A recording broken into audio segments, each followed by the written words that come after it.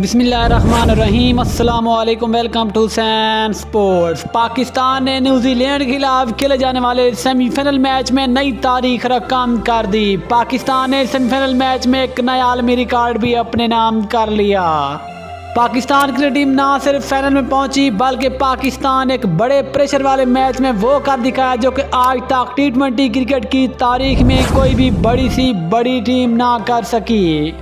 जी हाँ दोस्तों, आपको बताते चलें कि आज पाकिस्तान एक बड़े और प्रेशर वाले मैच में कीवीज को दबोच के रख दिया और पाकिस्तान ने बासानी ये वाला मुकाबला अपने नाम कर लिया और पाकिस्तान अब फाइनल में पहुंच चुका है।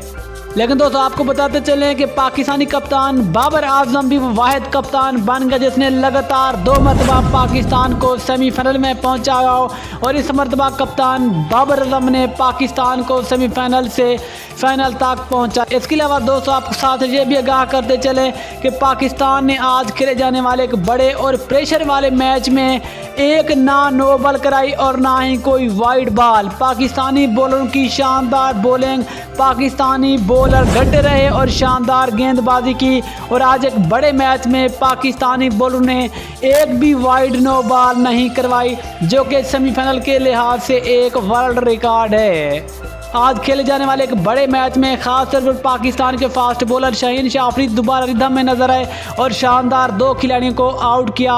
इसके अलावा पाकिस्तानी फास्ट बॉलर हारिस रऊफ, नसीम शाह और मोहम्मद सिंह जूनियर ने भी शानदार बॉलिंग का मुजाहरा किया और न्यूजीलैंड के बल्लेबाजों को बड़ा स्कोर ना करने दिया और फिर पाकिस्तान को एक आसान टारगेट मिला और पाकिस्तान ने ये बड़ी जीत हासिल करके T20 वर्ल्ड कप के फाइनल में जगह पक्की की। लेकिन खुशी की बात यह है कि पाकिस्तान अब सेमीफाइनल से फाइनल तक पहुंच चुका है।